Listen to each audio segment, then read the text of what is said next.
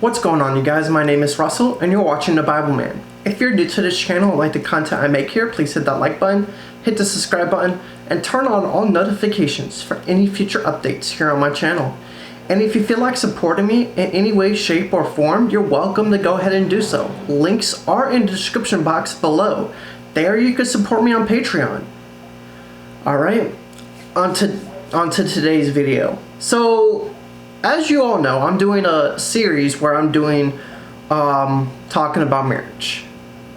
But I'm putting a pause on that to talk about my life and my testimony because how I grew up. This is part 2 to that series. In my last video, I left off at the foster home I was in and got kicked out of, called Judy Quinn West, a lady who owned the foster home. So I'm gonna go recap where I left off. So I was with Judy Quinn West for about 2.5 years, from 2009 to November of 2010. She was a really great person, and we did a lot of great and awesome things. We had pets, we went out to eat, we went to Universal Studios, Islands of Adventure, SeaWorld, we went to church every Sunday, we went to church events, we spent time with her family and their family and stuff like that. But there lies a problem. Like, I wasn't in the right mind to be in that situation and to be in that home. I had issues and I had my own problems. Normally I don't like to do this, but at that time I was getting into a lot of trouble and a lot of issues and a lot of fights at school and at the house, and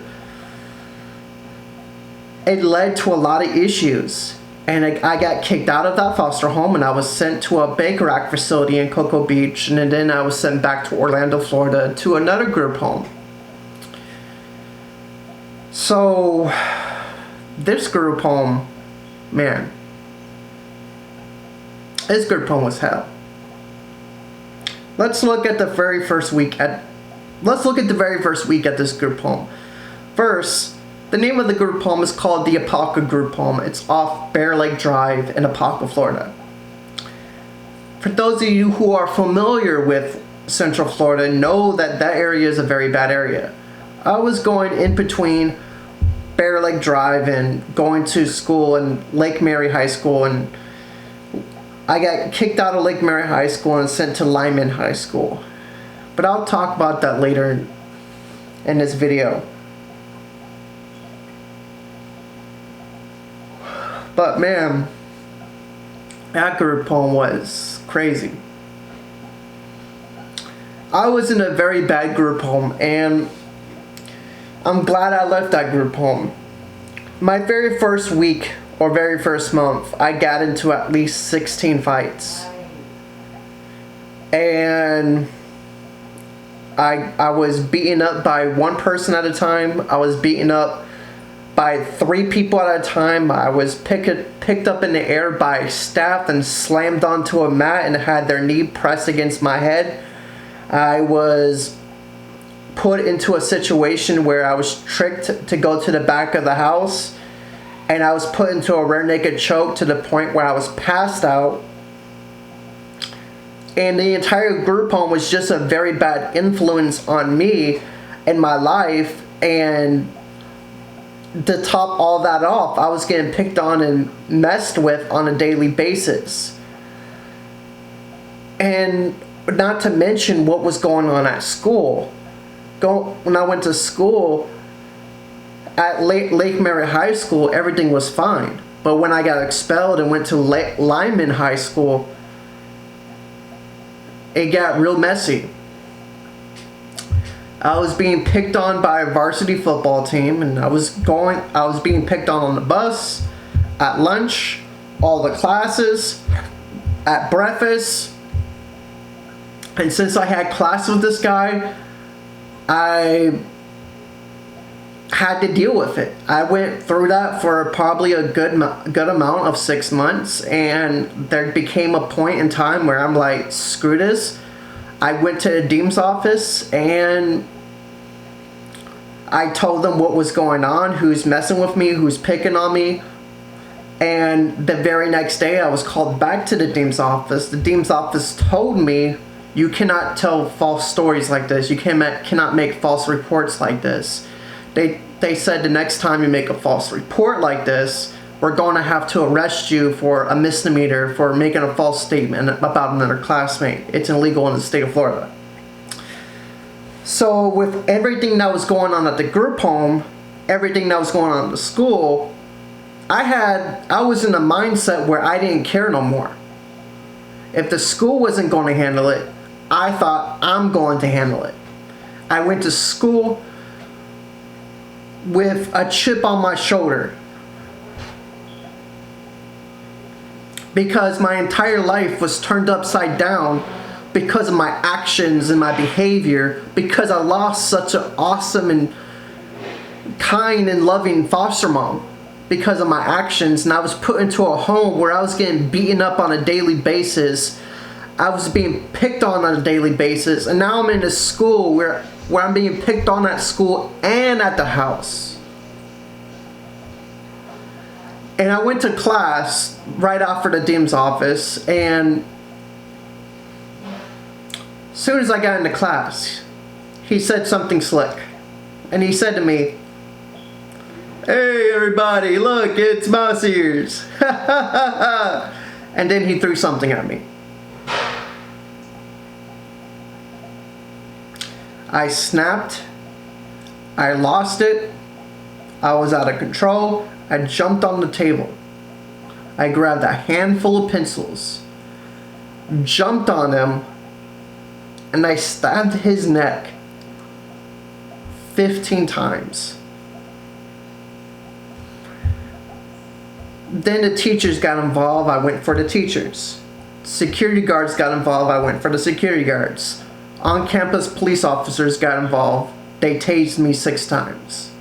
I was sentenced to the Juvenile Detention Center in Brevard County.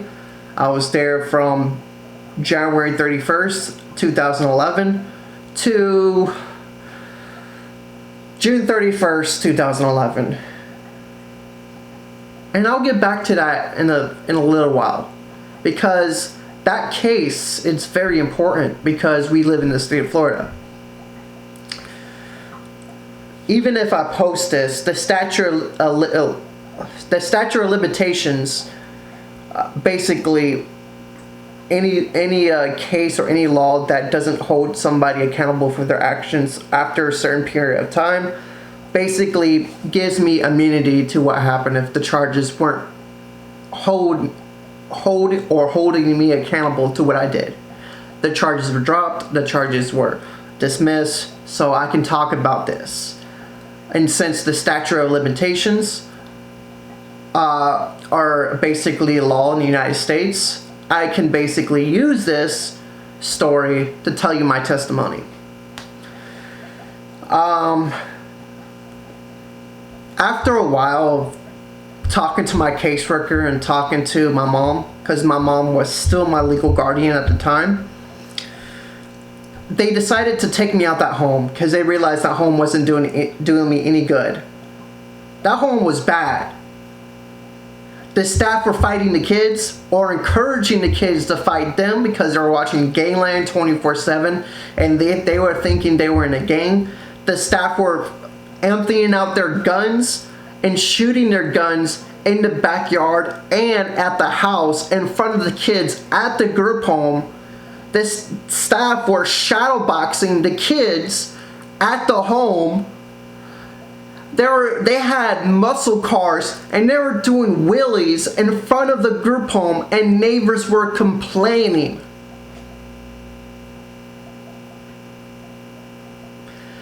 The kids were so brainwashed by the negativity from Spike TV and Gayland. That's the type of stuff they would watch. They were insulting the police officers who came to check up after a fight broke out, called them white crackers. No, they pulled me out of there, only to put me into a worse home. Only to put me in a worse home. I got into so many fights at that home. I was choked out to the point where I passed out. I was jumped by 3 kids at one time. I was picked up in midair like this and slammed onto a mat and then had their knee pressed against my face.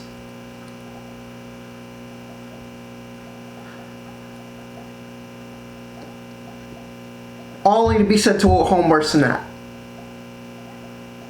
Now, some will debate me if the home I'm talking about, Deborah Vieira, the Vieira group home is worse than that group home. Some would debate me. I don't consider it a worse home because they don't have those things. I consider it a worse home because the environment I was in. The environment I was in basically forces you to fight. Case in point, I got into majority of the fights I got in my life happened at the Vieira group home. And throughout my life, I got into 575 fights. And out of those fights, I only probably won 250, 275. That's it.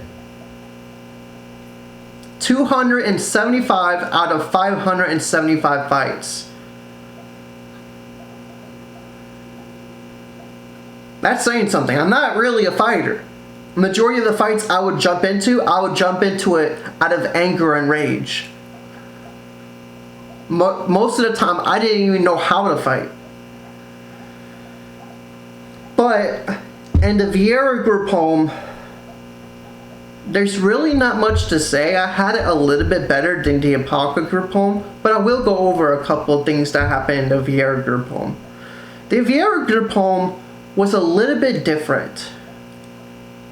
It kind of mirrored Universal Behavior Center and Sandy Pines, if you watched my last video, but it was different from their counterparts. Instead of having a bathroom and shower in your room, you have it on the floor. I remember getting into lots of issues there, but I also remember having a lot of good times. We went to this NBA All-Star convention back in 2011 with the Vieira group home. We went to Rapid Water Parks, so we went to Daytona Lagoon. We went to Planet Hollywood and Disney, and a couple of other places we went to. It was fun. It was fun when I wasn't getting in trouble. Majority of the stitches I got on my body happened at that group home. I got stitches from a fight that I got into a fight with somebody where I had my eye gashed open in a fist fight with somebody. Another issue was I was riding a scooter and I fell down on my chin and I got my chin bust open. I got a scar underneath here. There was this another occasion where I got into a fight with somebody. His name is, I won't say his name, but there was this another occasion we were in the classroom. We got into a fight. Staff broke us up. I got tackled to the smart board of the room. The cord ripped apart and it slashed open my leg. And it's a nasty scar. I'm not going to show you on camera, it's too graphic, but I still have the scar to this day. After the staff saw it and after they were done restraining me and the other kid I was trying to fight, they had to take me to the hospital and get me stitches and staples. I got 26 stitches and 15 staples on my knee. And my eye, 3 months before that, I got into a fight with another kid where I got into a fist fight and my eye was gashed open. I got 12 stitches and 6 stitches under my chin. So it was like 50-50. Majority of it was me getting into fights and the other 50% is me just having fun and having a good time. But it wasn't until a year and a half of being there where I started to mature and grow and make wiser decisions because I was growing up. I was growing up But before I get into that point in my life, let me tell you some things I experienced in my life that put me in a situation where I had to sit down one day and think and meditate.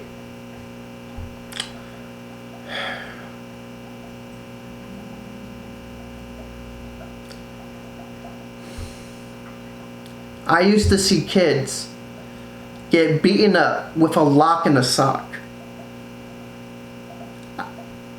down the hall from me. There were nights where I couldn't sleep because I would hear stories. No, I would hear crying and screaming because 6 people are holding down a kid and just wailing on them. And what are the staff doing? Nothing. The staff are the one who let them into that room. You can't trust DCF. DCF, their job is to make you feel like they're putting your kids in a safe environment. They're not. I know somebody personally who was raped in 4 foster homes, and they swept it under the rug. I had my butt handed to me when I was picked up in midair, slammed onto the mat. I was beaten up by staff, choked out unconscious by clients. I've seen roommates where they were put into a full Nelson and beaten up to the point where their jaw came off. I've seen kids down the hall from me get beaten up with a lock in a sock. I've seen people occasions where staff will let certain clients on the floor in certain people's room to hold them down and beat them to a bloody pulp. And on every single occasion, this DCF don't care. They sweep it under the rug like nothing happens. Why? Because the staff have a job, they have a driving license, they work, and we're the ones on medication. DCF, their job is to make the public feel. DCF's job is like the Democrats' job. DCF paints an image that makes you feel good about them, but they have skeletons in their closet they're not ever going to tell you, but I will. DCF are more corrupt than Republicans, Democrats, Planned Parenthood, Hitler, the world government, and the Illuminati, as well as Bill Gates and every rich billionaire on the planet. They're more corrupt than Donald J. Trump. From what I experience, I can honestly say that. When you know somebody personally who was raped in 4 different foster homes, and it was swept under the rug on all 4 occasions, and when she decided to fight back, she was put in handcuffs and locked up and put into jail. But the staff weren't. The staff were given a pat on the back. No. Now, I'm not saying every person who works for DCF are bad people. There's some good people who work for DCF. I'm not saying everyone who works for DCF are bad people, but majority are. Majority will stab you in the back and don't care about you or your well-being or your past or your future. They don't care about you. Case in point, I had a caseworker when I had an incident at that school at Lyman High School when I got into the fight and I stabbed the kid in the neck, that was trying to lock me up instead of trying to help me. Her name was Brittany Hall, and no, I don't care about her privacy. The very fact that she was trying to lock me up, I don't care. Brittany Hall, in case you want, used to work for DCF until she screwed me over. Then I got a new caseworker, who I still talk to this day. She's a really awesome person. She's a blessing on my life. Won't say her name, but she's a blessing on my life. At Deborah Vieira, in my life, and throughout many group homes and foster homes, including Deborah Vieira, especially the Apaka group home, I've seen a lot of stuff. I experienced a lot of stuff. I've been through a lot of pain, a lot of suffering, a lot of issues. And today when people view me, they view me as this kind, giggly, immature, childish guy. That's to blame on mostly on how I grew up. I didn't have my mom. I didn't have my dad. I had staff who were irresponsible, immature, who encouraged violence and fighting rather than helping the clients mature and grow and be better versions of themselves when they grow up. So back to Deborah Vieira. And Deborah Vieira was the place I met three of the most awesome people in my life right now.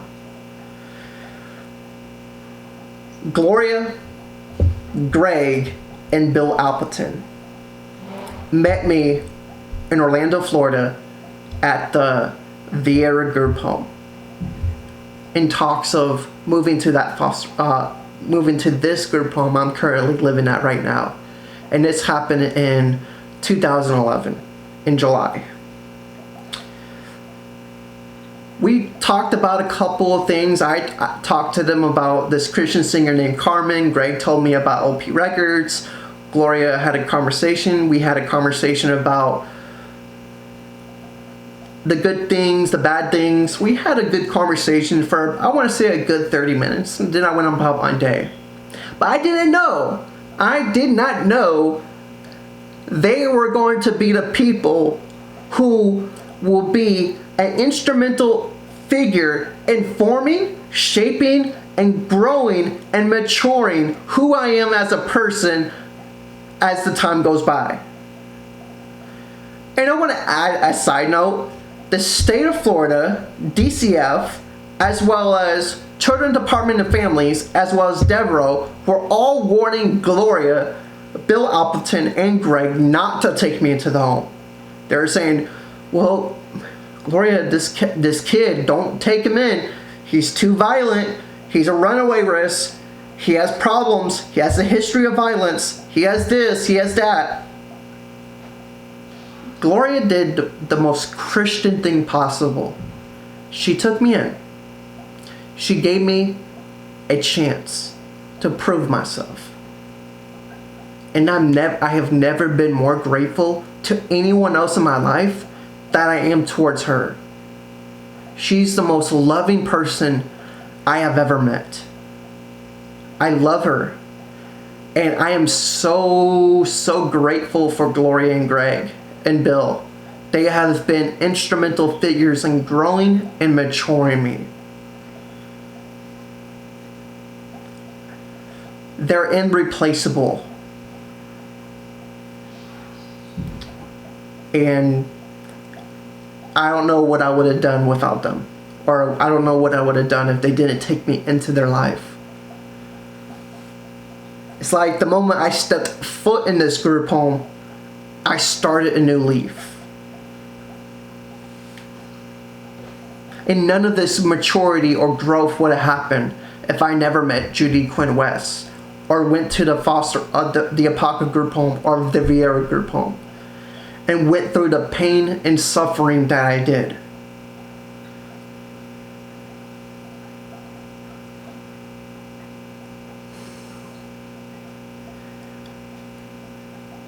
I have been through so much as a kid. I have seen so much pain in the system, and I never want anyone to go through that ever again. I don't care who it is or what the circumstances or what the situation is. I don't want any kid to grow up the way I did, or in the homes I grew up in. So if I ever become a father, no matter what the circumstance is, I ain't never leaving that kid. I'm gonna give it 175% of my effort, time, capability, ability, strength, will, and power, mind, body, and soul to dedicate my time to growing that kid and maturing that kid. And I'm never going to give up on that kid. The same way Glory never gave up on me after this day warned her not to even take a chance on me.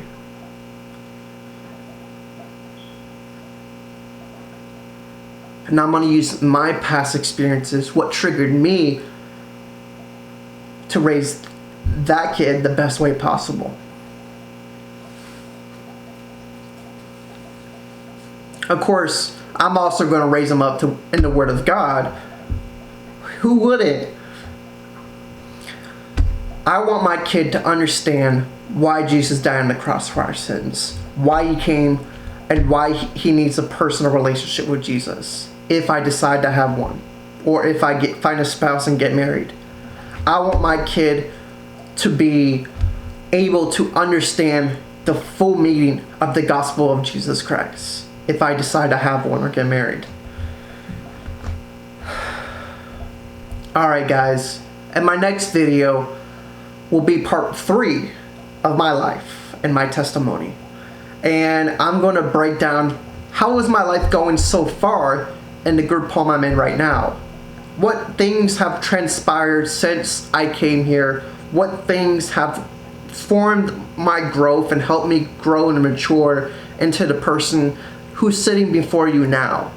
What things I regret doing, what things I'm going to hold on to as regrets probably for the rest of my life, and what things are going to change me into be a better version, and what am I doing to get better and mature and get wiser with my decisions and actions. In my next video, I will definitely explain all of that in my next video. Until then, stay tuned for my next video called My Life, My Testimony, Part 3. My name is Russell, and you're watching The Bible Man.